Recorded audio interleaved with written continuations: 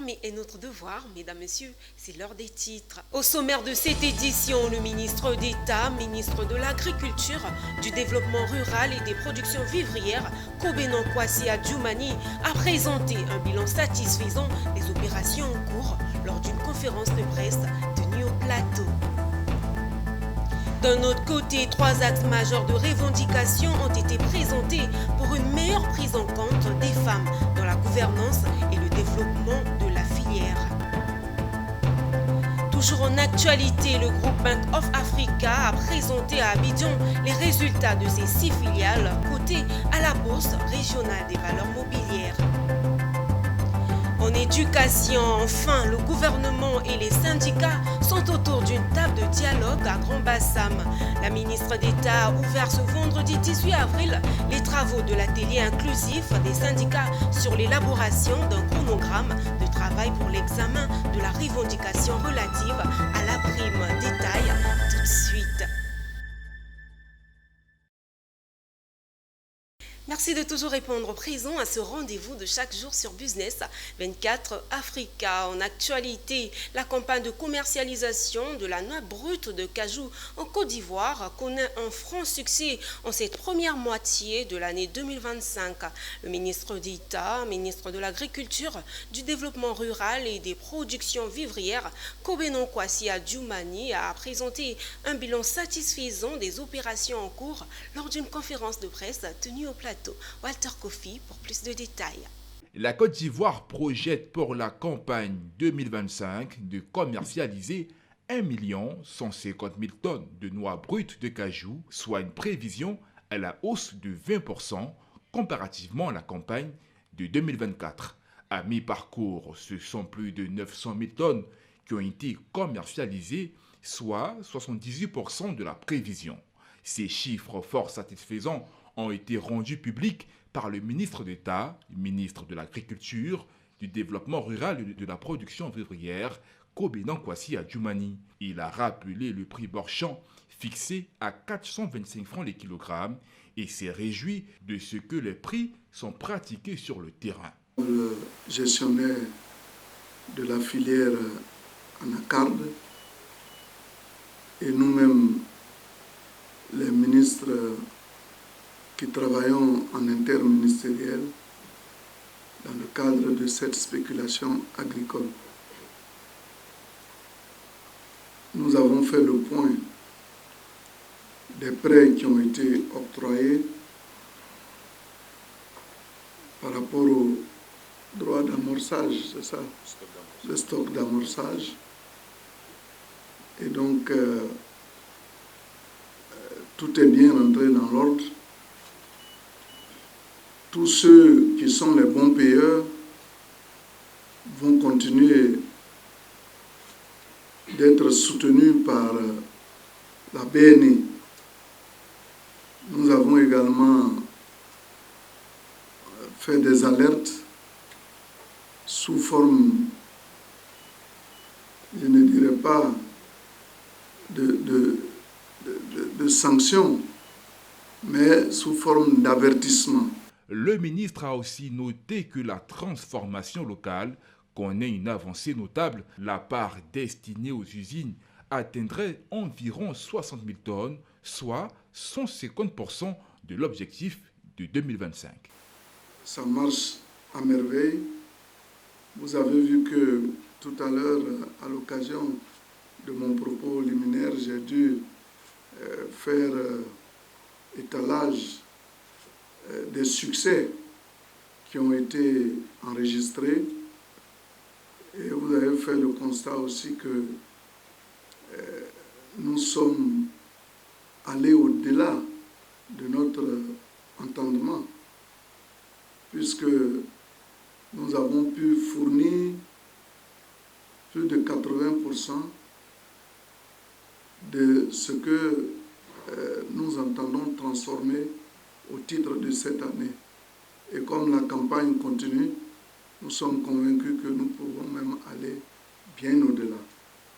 Donc il n'y a plus de problème. Kobenon Kwasi Adjoumani a lancé un appel à la patience aux producteurs des zones confrontées à des difficultés de commercialisation, tout en les invitant à ne pas brader leur récolte. La Coalition nationale des productrices agricoles, leader de la filière café-cacao de Côte d'Ivoire, a animé une conférence de presse le jeudi 17 avril. 3 axes majeurs de revendication ont été présentés pour une meilleure prise en compte des femmes dans la gouvernance et le développement de la filière. Parmi ces points, la prise en compte des femmes dans l'organisation interprofessionnelle de la filière. Connaît Nanorgo pour des précisions. Une reconnaissance des femmes dans la nouvelle organisation interprofessionnelle de la filière café-cacao. C'est le message fort lancé par la Coalition nationale des productrices agricoles leader de la filière café-cacao de Côte d'Ivoire lors de sa conférence de presse à Abidjan le jeudi 17 avril 2025.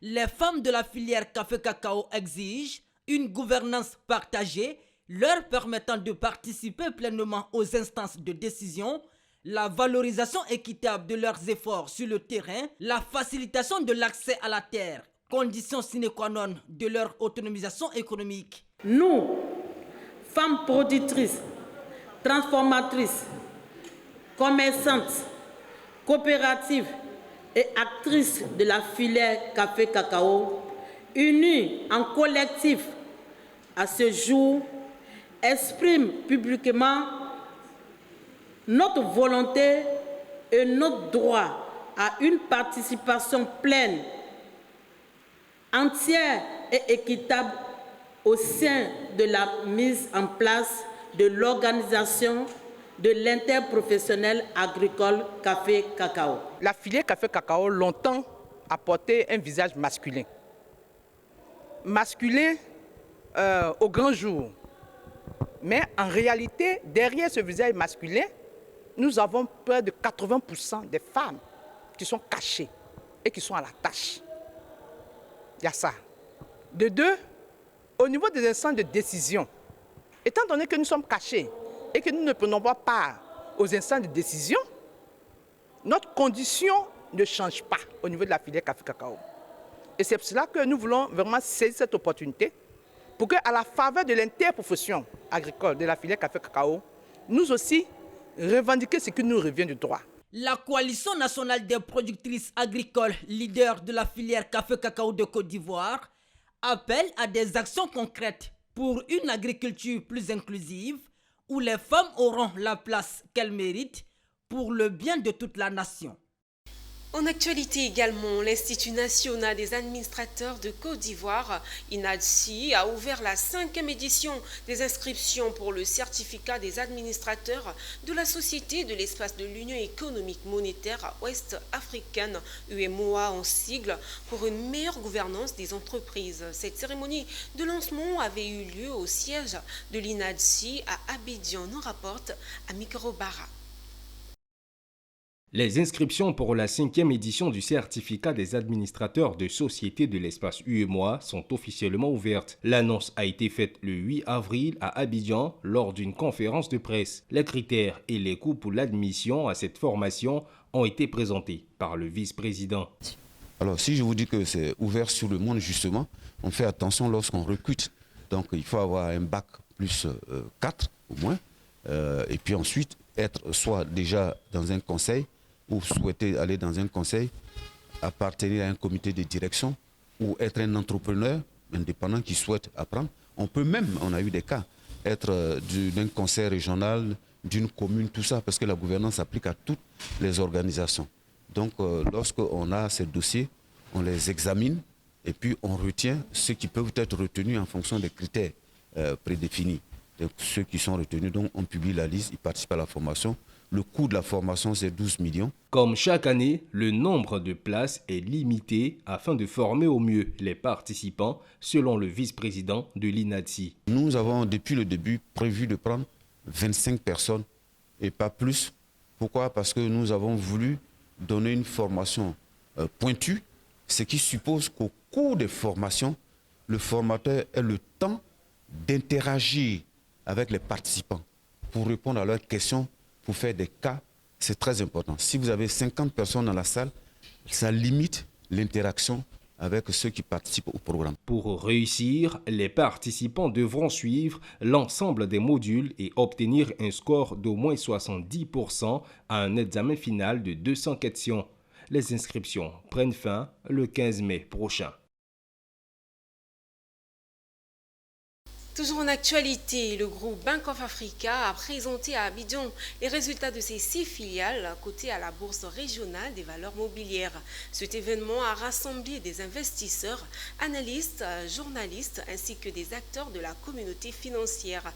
La présentation a permis de dresser un bilan exhaustif des performances financières du groupe pour l'exercice 2024. Après plusieurs années de ralentissement économique, l'environnement macroéconomique de l'UEMOA a montré des signes d'amélioration en 2024. Pierre Tebeu. Ce rapport 2024 concerne 6 pays, le Burkina Faso, le Bénin, le Mali, le Niger, le Sénégal et la Côte d'Ivoire. Dans le contexte difficile que connaissent les banques, les filiales du groupe Bank of Africa, cotées à la BRVM, ont enregistré une progression de 8,1% de leurs dépôts agrégés, atteignant 3 593 milliards de francs CFA. A l'inverse, les cours de crédit agrégés ont reculé de 3,4% pour s'établir à 2 269 milliards de francs CFA. Un repli concentré sur BOA Burkina Faso et BOA Niger, opérant dans des marchés où le secteur bancaire a globalement connu une baisse des crédits. Notre activité a été en progression avec des résultats qui vont avec, et cela témoigne vraiment d'une résilience de la banque qui a passé quelques années d'assainissement, mais qui n'ont pas, cet assainissement n'a pas freiné l'élan de développement que la banque a mené pour accompagner l'économie malienne soutenue par le secteur des mines, l'agriculture qui sont en croissance. La bourse a réagi par rapport aux résultats de la Banque of Africa Niger, mais on a senti également que les actionnaires ont toujours confiance à la Banque of Africa Niger. Moi, mon travail aujourd'hui, c'est de renforcer cette confiance et que de redonner aussi espoir à la bourse pour qu'en 2025, les choses redeviennent normales. On est très content. On est très content pour les belles performances de la banque. Et comme j'ai dit tout à l'heure, c'est le travail des femmes et des hommes de BOA Côte d'Ivoire qui n'ont ménagé aucun effort pour faire ces chiffres et qui fait bien sûr le bonheur de nos actionnaires et de nos partenaires.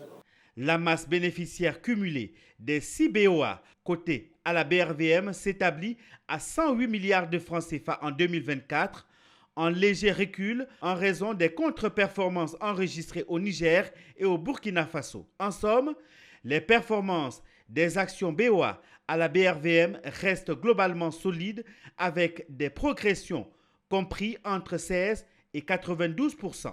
Seuls BOA Niger et BOA Burkina Faso enregistrent un repli.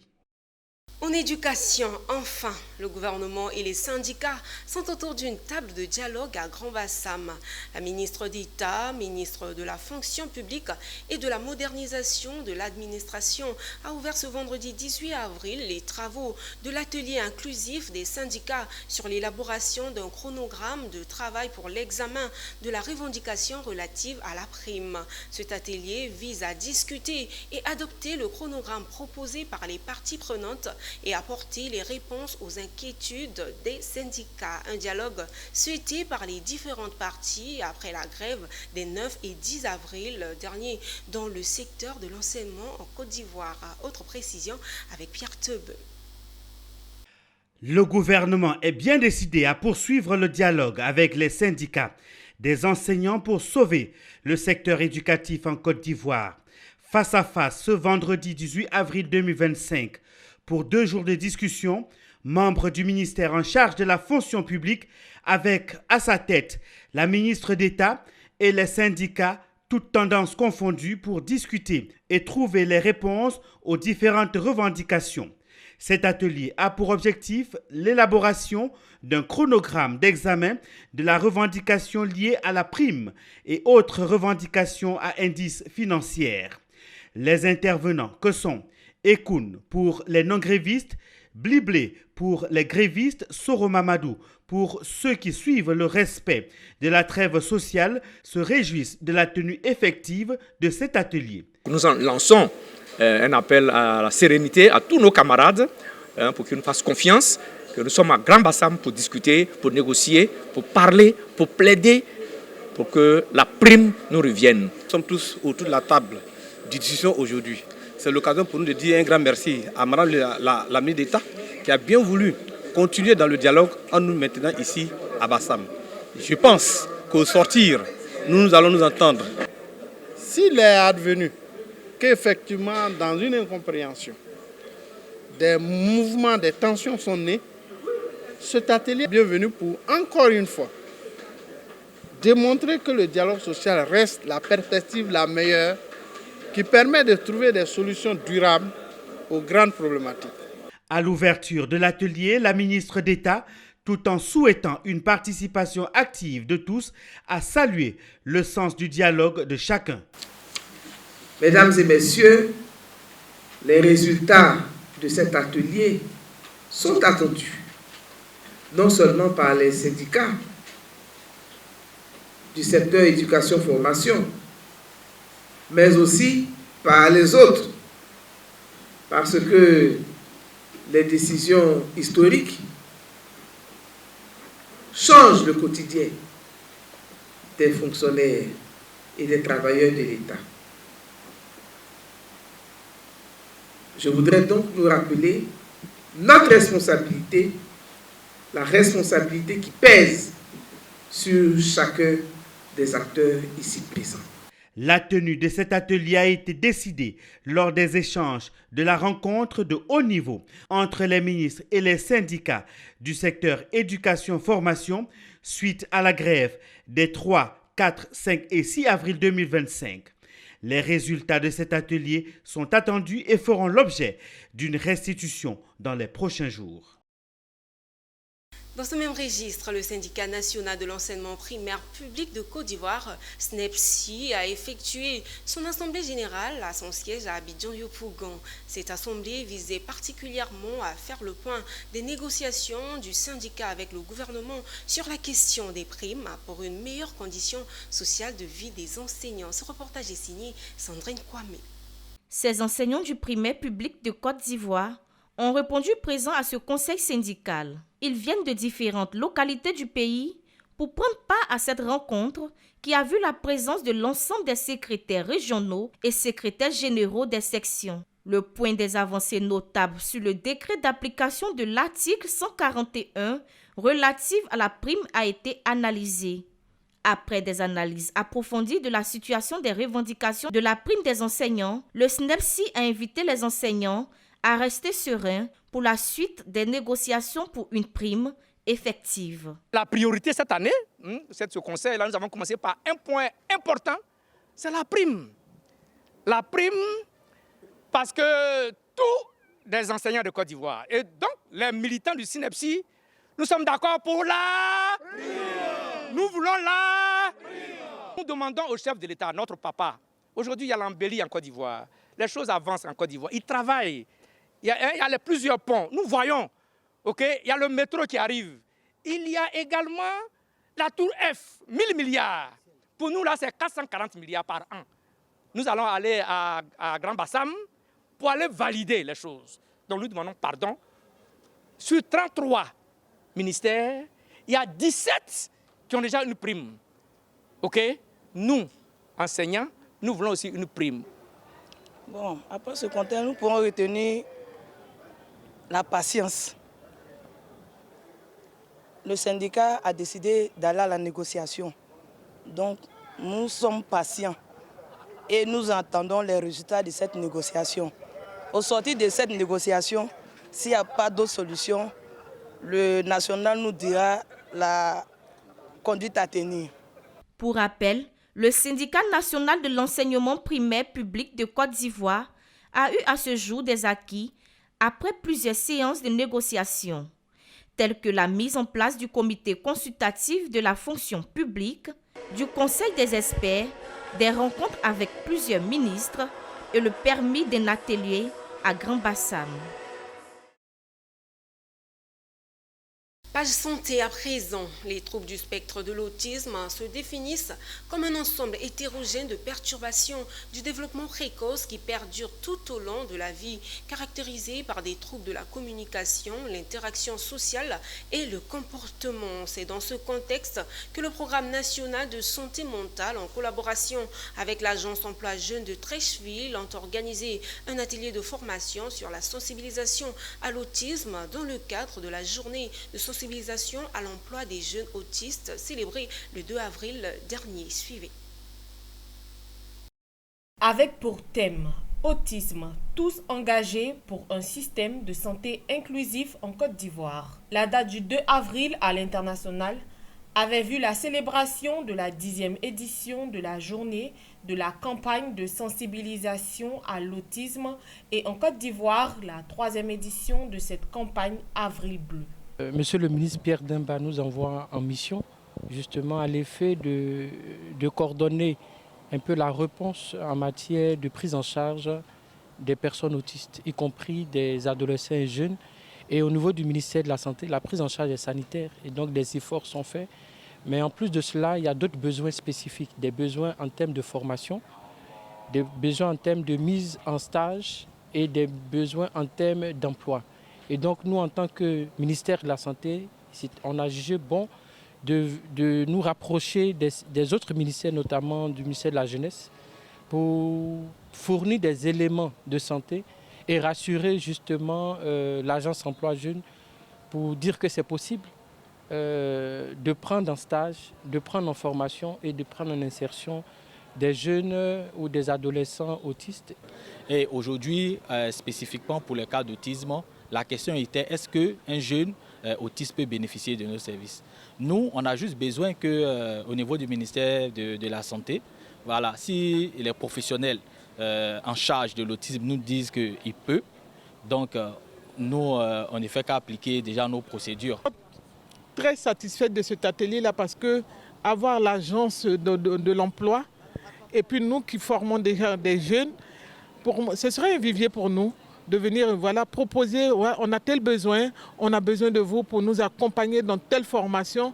Parce qu'il faut dire que pour trouver même des stages, je peux vous dire que nous, au centre, on a eu beaucoup de difficultés. Retenez que, comme tout être humain, un autiste a droit à un stage, une formation et même une insertion.